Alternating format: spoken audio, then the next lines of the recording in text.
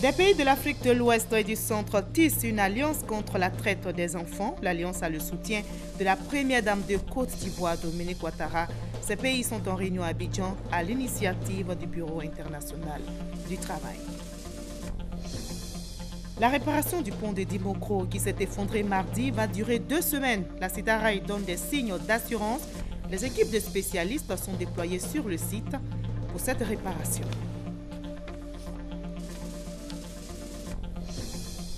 La nouvelle est tombée aujourd'hui. Les Ivoiriens peuvent désormais consommer du gibier. Le ministère de la Santé et de l'Hygiène publique a levé les mesures d'interdiction.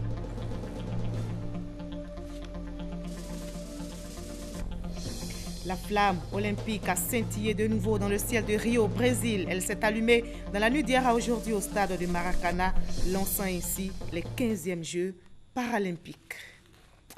Voilà pour le sommaire. Bienvenue dans le 20h de RTI 1. Des pays de l'Afrique de l'Ouest et du Centre tissent une alliance contre la traite des enfants.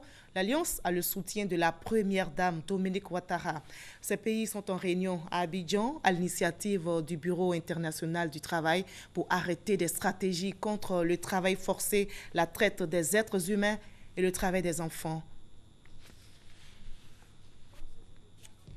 Pour le traitement du sida pédiatrique, l'Afrique se réunit de nouveau à Abidjan afin de dégager un consensus dans la lutte contre les fléaux portant atteinte à la dignité humaine, à savoir le travail forcé, la traite des êtres humains et le travail des enfants.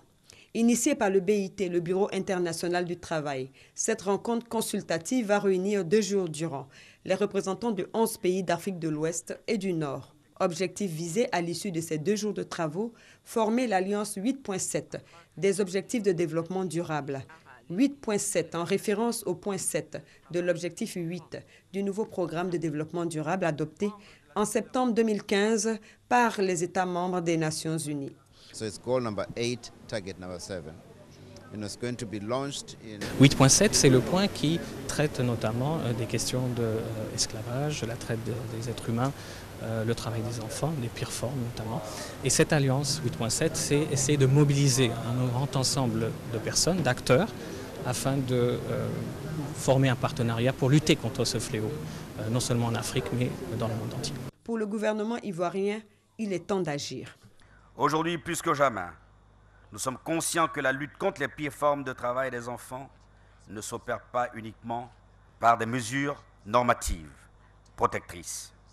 Cette lutte requiert notamment l'existence de politiques publiques garantissant à l'enfant le droit à l'éducation de qualité qui doit être gratuite et obligatoire, le droit à la santé, à la protection et aux loisirs, ainsi que des alternatives viables pour les parents. En sa qualité de présidente du Comité national de surveillance des actions de lutte contre la traite, l'exploitation et le travail des enfants, la première dame de Côte d'Ivoire, Dominique Ouattara, soutient l'initiative du BIT. Elle y voit le début d'un engagement à l'échelle mondiale. Je suis convaincue que l'organisation de cette consultation sous-régionale permettra de jeter les bases d'une alliance mondiale contre le travail des enfants et la traite des personnes, un phénomène qui touche malheureusement la plupart de nos pays. En mettant en commun nos énergies, nous pourrions arriver à fédérer les efforts des pays membres afin d'atteindre les objectifs de développement durable fixés par l'OIT.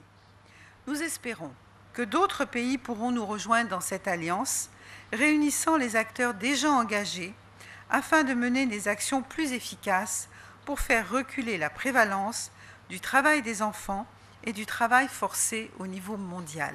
La rencontre consultative d'Abidjan se tient en prélude à la réunion de haut niveau prévue le 21 septembre prochain au siège des Nations Unies.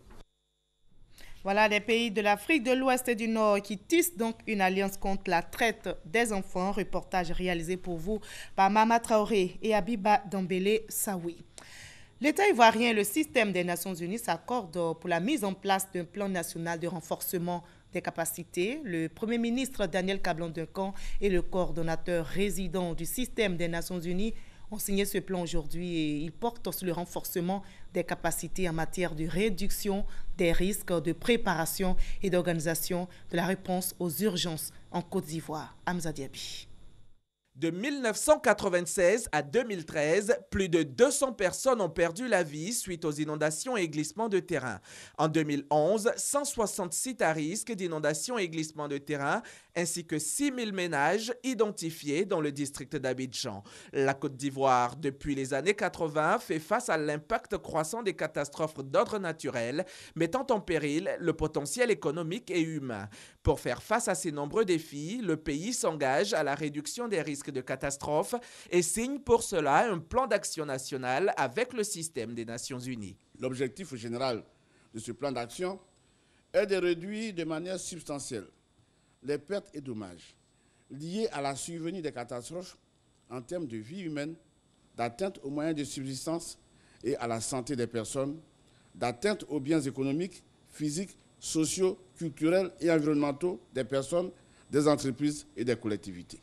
Le gouvernement de la Côte d'Ivoire a pris une importante initiative en se dotant dès 2012 d'une plateforme nationale de réduction des risques et de gestion des catastrophes. Cette plateforme sera l'instrument de mise en œuvre du plan national de réduction des risques une fois que son secrétaire exécutif sera fonctionnel. Nous invitons donc le gouvernement à rendre ce secrétariat pleinement opérationnel car il sera l'interlocuteur privilégié du système des Nations Unies, mais également de l'ensemble des partenaires au développement pour une coordination multisectorielle et pluripartenariale de qualité. Les ressources nécessaires pour la mise en œuvre de ce plan s'élèvent à 50 milliards de francs CFA, un montant que Babacar Cissé estime peu si l'on considère l'impact que le renforcement des capacités nationales aura sur les vies humaines, les infrastructures sociales et industrielles, ainsi que les investissements prévus. Il nous revient donc, en tant qu'acteurs nationaux, de nous approprier le plan d'action nationale réduction des risques de catastrophes 2016-2020 pour bâtir la résilience de nos communautés et de notre environnement commun. Nous devons mobiliser des fonds pour le renforcement des capacités organisationnelles et opérationnelles du dispositif national en matière de coordination, de la prévention, la prévision, la préparation, la réponse et le relèvement post-catastrophe conformément donc aux prescriptions du cadre de Sendai 2015-2030. Le système des Nations Unies s'engage à faire du plan d'action national pour la réduction des risques de catastrophes une composante de son cadre de coopération et de programmation. Le cadre permanent de dialogue a repris aujourd'hui ses activités. Pouvoir et opposition se sont parlé au siège de cette structure. L'Alliance des forces démocratiques, conduite par Pascal Affi-N'Guessan, et la partie gouvernementale dirigée par le ministre d'État Ahoussou Jano ont échangé sur plusieurs sujets d'intérêt national. Il s'agit entre autres du statut de l'opposition, la question des prisonniers de la crise post-électorale, le référendum et l'élection législative ont été aussi abordés. L'on note des avancées allant dans le sens de la réconciliation nationale. Le compte-rendu complet de Michel Digré dans nos prochaines éditions. Je l'annonçais en début de journal, le programme de renaissance des infrastructures se poursuit. Ce matin, plus de 2 km de routes ont été inaugurés dans la commune de Cocody. Ce tronçon prolonge ainsi le boulevard de France redressé. L'initiative, selon le Premier ministre, vise à améliorer la fluidité routière dans la capitale économique ivoirienne. Sylvie Touré. Un bout de ruban pour les officiels et pour les populations, 2,5 km de route. Elle permet aux usagers en provenance de Bingerville et de la Riviera Palmeraie, à partir du camp militaire d'Akwedo, d'accéder au boulevard de France redressé et au pont HKB, sans passer par les carrefours Riviera Palmeraie et kilomètre 9. C'est également un soulagement pour les établissements français et américains qui sortent ainsi de leur enclavement. Autre ouvrage inauguré par la délégation gouvernementale, conduite par le Premier ministre, la bretelle reliant le boulevard de France redressé aux deux plateaux. Il y a près de 20 000 véhicules qui pourront donc prendre ça par jour. Il y a 50 000 personnes qui seront donc impactées grâce donc au CDD avec la partie française.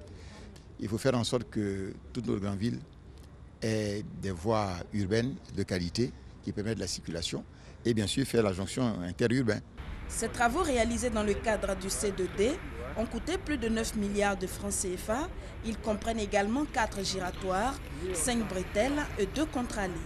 L'inauguration de ces tronçons ouvre la voie à des travaux d'envergure sur l'ensemble du pays. Le grand projet de pont de Yopougon qui va relier Yopougon au plateau, mais également l'autoroute de l'Est qui va démarrer à partir de la zone industrielle là, de Yopougon, passer vers Ndautré pour aller vers Thomasé.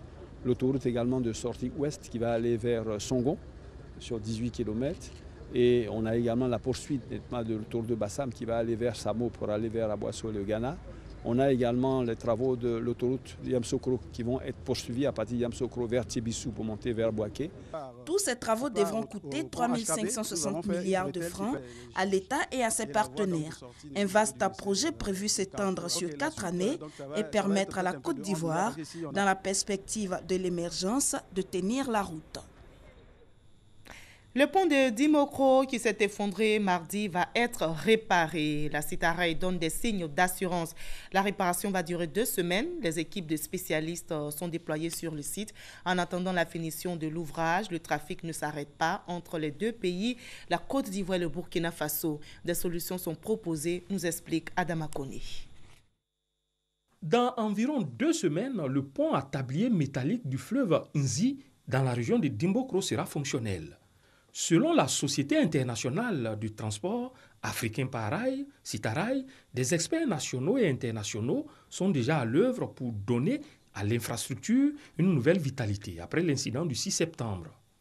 En attendant, le trafic ne sera pas pour autant interrompu entre le Burkina Faso et la Côte d'Ivoire. Une solution circonstancielle est trouvée. Il s'agit de combiner transport routier et ferroviaire. Pratiquement, les trains partent de Ouaga et d'Abidjan, en sens inverse donc, jusqu'à hauteur de l'incident. Puis, des camions se chargent d'assurer le relais entre les 2 points de rupture. Une combinaison qui permettra de maintenir l'économie entre les 2 pays sur les rails. De fait, c'est un volume de 900 000 tonnes de marchandises qui sont échangées par an. La Côte d'Ivoire achemine essentiellement des produits pétroliers, des conteneurs d'engrais, du matériel de construction, des céréales et des produits divers. En provenance du Burkina Faso, les trains contiennent surtout du coton, des produits du cru, des légumes secs, du bétail sur pied. Quant au trafic voyageurs, il se chiffre à 250 000 passagers. Le pont de Dimokro n'a pas qu'une valeur économique. Construit il y a plus de 100 ans, l'édifice, par sa structure et son architecture, est bien une curiosité touristique coloniale de la région. Nous sommes à J-4 de la fête de la Tabaski. C'est donc ce lundi 12 septembre que les fidèles musulmans vont célébrer l'Aïd el-Kébir ou fête de la Tabaski. Mais le coût des moutons reste une préoccupation pour les acheteurs dans les parcs à bétail. Comment expliquer donc ce prix élevé alors que les acteurs des filières bétail bénéficient des avantages pour réduire leur coût d'exploitation? Adama Koné s'est penché sur la question. Voyons son reportage. Longtemps indexé comme une des causes de la flambée des prix du bétail, les faux frais sur les routes ivoiriennes sont en nette diminution. Le nombre de barrages ayant été fortement réduit, et ce sont les premiers acteurs sur le terrain qui reconnaissent cette réalité. Moussa Diarra vient de traverser le pays, de Pogo à Abidjan. J'ai envoyé mouton pour venir vendre Côte d'Ivoire ici. Combien de moutons? 300 têtes. Il n'y a pas de problème. Mais on n'a pas vu un problème dans la route là. Et ça passe bien. En 2011, au moment où on sortait donc de la crise post-électorale, il y avait plus de 500 barrages en Côte d'Ivoire. Et l'Observatoire a travaillé de concert avec les corps habillés, de concert avec l'unité de lutte contre le racket. Et finalement, le gouvernement a dû même prendre une circulaire interministérielle pour limiter le nombre de localités où il pouvait avoir des contrôles routiers à 33. Les efforts de l'État pour la Tabaski de cette année vont plus loin. La location des enclos est passée de 300 000 à 30 000 francs CFA. Fluidité routière, baisse des frais d'hébergement, de quoi réduire les charges des commerçants. Pourtant, les prix du mouton sont restés relativement élevés. L'explication est donc à chercher ailleurs. Il y a la guerre chez nous, au nord. Voilà pourquoi aujourd'hui les gens sont déplacés, aller vers Sénégal, aller vers Niger, et puis sont rentrés un peu en Mauritanie. Donc ça fait que nous, on a un peu de problème pour envoyer les moutons en Côte d'Ivoire. Ils ont envoyé un système aussi de dédouanement à partir du Mali même. Tout animal qui sort actuellement du Mali dans un véhicule est soumis à un dédouanement. Une réalité qui foule aux pieds les dispositions communautaires. Les textes de l'UEMOA et de la CEDEAO ont besoin qu'une application suive. Il faut ajouter aux difficultés liées à la traversée dans les pays de la sous-région l'effondrement du pont de Dimbokro. Ce qui ralentira provisoirement l'approvisionnement quand on sait que 70% du bétail en provenance du Burkina Faso chemine par le chemin de fer. Toutefois, grande lueur d'espoir, le nombre de bêtes est passé en l'espace de 48 heures de 25 000 à 70 000 têtes sur 100 000 bêtes attendues pour la consommation locale. Et les fidèles musulmans préparent cette fête de la Tabaski, un tour dans les parcs à bétail où les fidèles s'approvisionnent. Les sites sont envahis par les commerçants, les acheteurs, mais aussi par les forces de l'ordre. À Port-Boué, tenez-vous, ce sont plus de 200 forces qui ont été déployées pour la sécurisation, nous explique Grace Kandou. Parc à bétail de Port-Boué. Pour permettre aux acheteurs et aux vendeurs de moutons de faire leurs courses en toute quiétude, plus de 200 forces de sécurité ont été déployées sur le site. Ces éléments patrouillent de jour comme de nuit, une présence qui rassure clients et vendeurs. Pour la sécurité, ça va.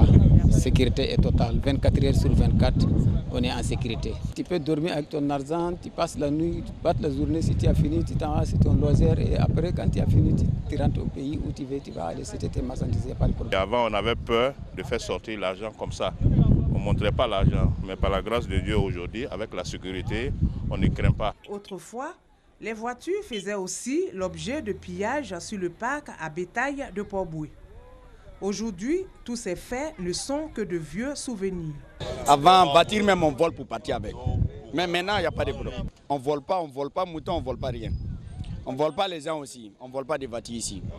Ici, sécurité est bien faite. Les gens viennent payer tranquillement, ils s'en vont tranquillement. Des initiatives saluées par les différents acteurs de la filière bétail-viande et la Fédération de l'Union régionale des marchands et éleveurs. Le parc à bétail de Port-Boué est ouvert de façon continue, de quoi permettre aux clients de s'approvisionner à tout moment. Nous partons maintenant pour l'Arabie Saoudite pour voir comment se déroule ce pèlerinage avec les fidèles musulmans ivoiriens. Le commissaire général du Hajj, Imam Bachir Ouattara, vient de faire le point. Nous l'écoutons. Nous avons fait un point de presse et dans ce point de presse, nous avons précisé que nous avons enregistré à ce jour un seul décès d'une mort naturelle d'une dame. Donc il ne s'agit en aucun cas d'un décès suite à un drame. C'est une mort naturelle. C'est ce que nous tenons à préciser. La pèlerine en question a fait le déplacement de la Côte d'Ivoire à Médine, en Arabie Saoudite, avec sa fille. Et dès que le décès a eu lieu, elle a pris le temps, le soin pour informer sa famille. Sa famille a l'information. Donc c'est le seul cas de décès que nous avons enregistré à ce jour. Et ce décès a eu lieu à Médine. Ici en Côte d'Ivoire, cette information qui a été donnée aujourd'hui au ministère de la Santé, les Ivoiriens peuvent désormais consommer du gibier. Le ministère de la Santé et de l'Hygiène publique a levé les mesures d'interdiction. Ces mesures, je rappelle, avaient été prises pour lutter contre la maladie à virus Ebola. Chantal Euma Kandon. Bonne nouvelle pour les inconditionnels d'agoutis, de biches, de hérissons. Ils vont ressentir à nouveau le goût de ces gibiers, appelés communément viande de brousse. L'interdiction de consommer le gibier est levée depuis ce jeudi. Le Conseil national de sécurité présidé par son Excellence, Monsieur le Président de la République Alassane Ouattara, a constaté avec satisfaction la fin de la transmission de la maladie à virus Ebola en Guinée et au Libéria et a pris les décisions suivantes. La réouverture des frontières terrestres avec la Guinée et le Libéria. La fermeture de l'aéroport spécial dédié aux passagers en provenance des pays affectés par la maladie à virus Ebola. La surveillance continue des menaces sanitaires par le renforcement du dispositif de veille.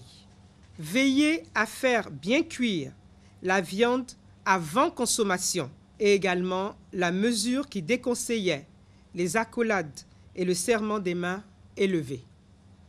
Le gouvernement remercie les populations pour le respect des mesures préventives, dont l'application rigoureuse a permis d'éviter la propagation de l'épidémie de la maladie à virus Ebola dans notre pays, en Côte d'Ivoire.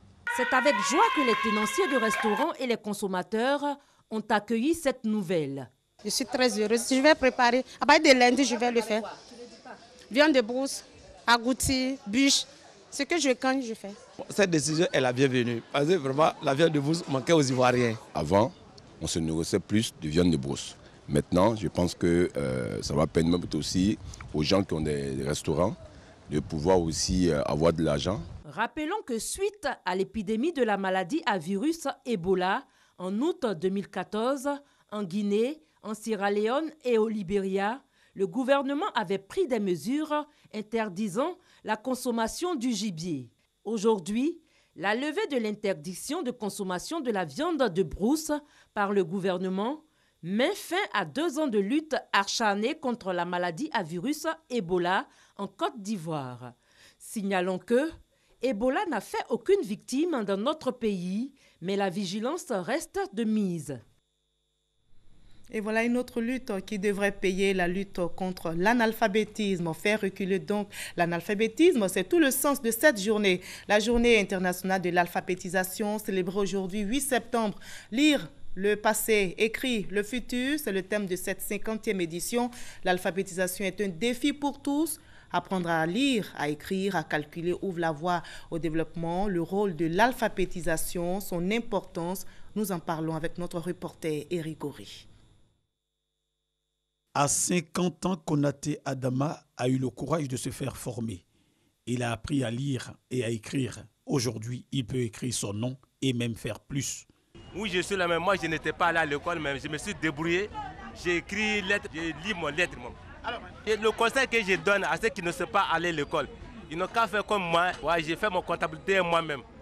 Des conseils que son entourage ne prend toujours pas en compte, comme ces dames qui évoquent le manque de temps pour apprendre à lire et à écrire. J'ai déjà entendu parler de l'alphabétisation. Je n'ai pas tant de ça, quoi. Je n'ai pas de temps.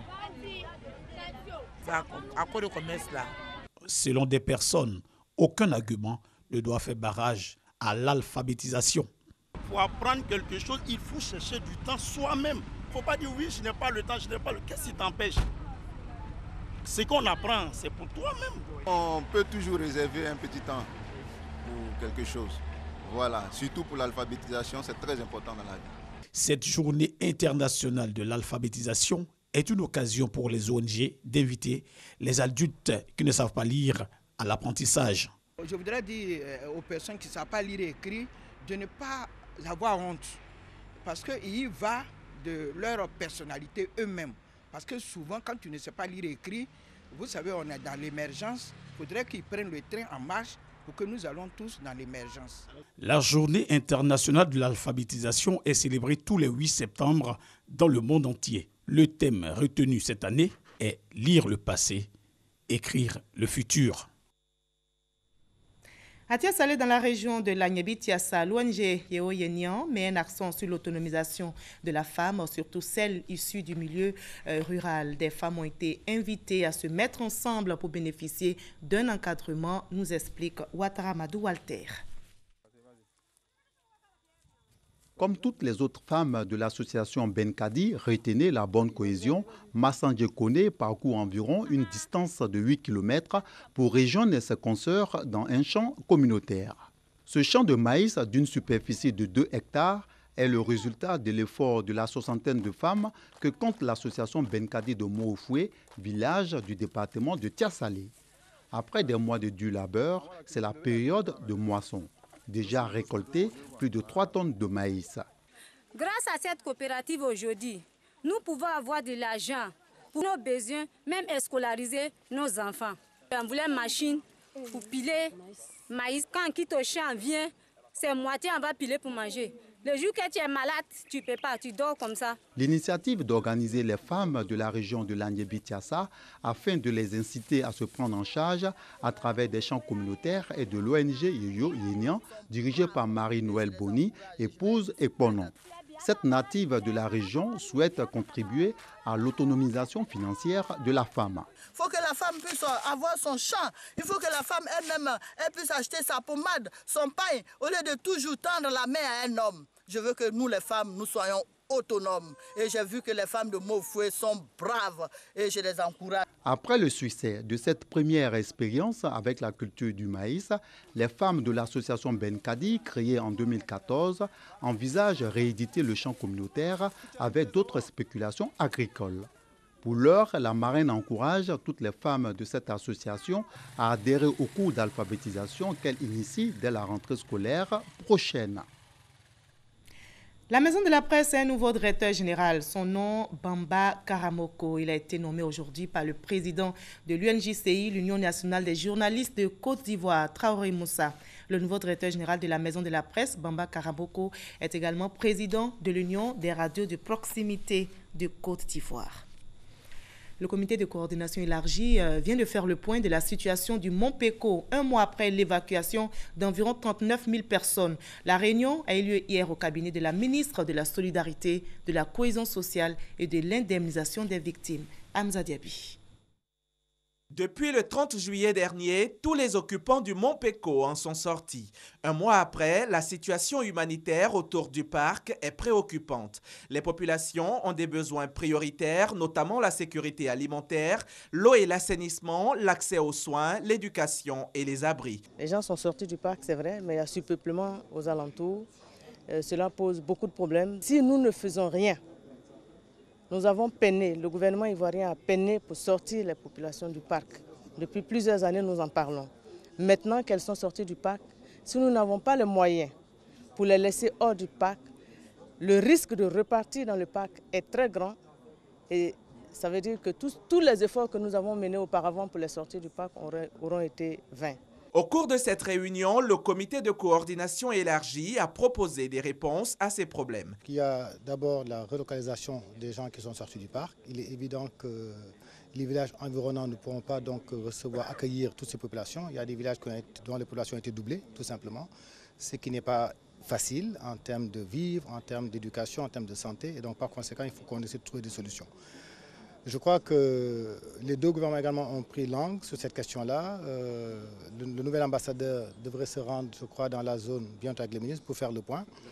L'ambassadeur du Burkina Faso pour essayer de voir comment encourager donc certaines de ces populations à retourner au Burkina Faso.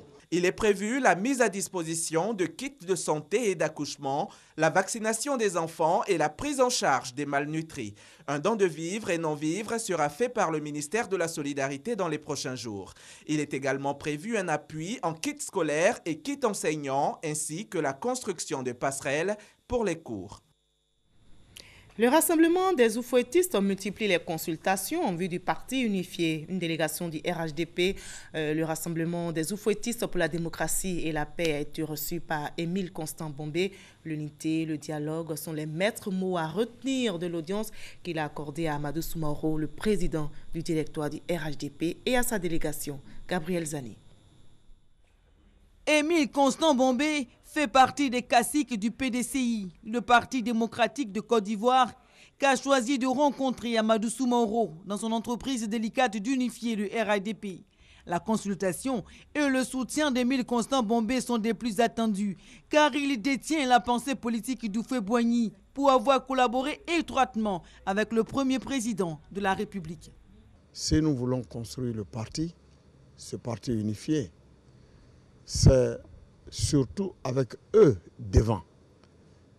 C'est lorsque les Ivoiriens verront des personnalités disciples d'Houphouët-Boigny avec nous dans cette action que les Ivoiriens croiront effectivement que le RHDP a pour socle la pensée oufouettiste. Tenir compte de la multitude des ethnies qui composent la Côte d'Ivoire, car de cette diversité, le pays tire sa force. Les hommes politiques ne sont pas des ennemis, mais des adversaires du moment d'une échéance électorale. Autant de conseils donnés par cet observateur averti des choses politiques qu'est l'ancien ministre d'État, ministre de l'Intérieur, Émile Constant Bombé. L'initiative de la démarche, tout ce qui relève de la fraternité, est une bonne chose. Le fait que mon jeune frère ait choisi de se déplacer, je voudrais l'en féliciter.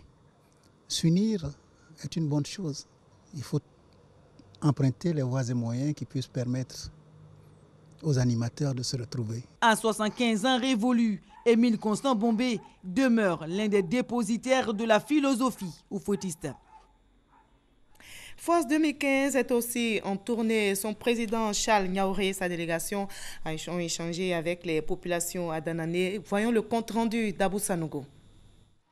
Aloa, Diokwe, Bangolo, Danane et Man sont les localités visitées par la forte délégation de la Force 2015, conduite par son président Charles Niaouré. Ce mouvement politique mobilise pour un vote massif lors du référendum constitutionnel à venir. D'où la tenue d'un séminaire sur les stratégies de sensibilisation et de mobilisation pour la réussite du dit référendum constitutionnel à l'intention des responsables de la Force 2015 et des leaders d'opinion du département de Man. Comme tous, nous sommes d'accord que la Constitution de 2000 connaît des insuffisances, connaît des limites.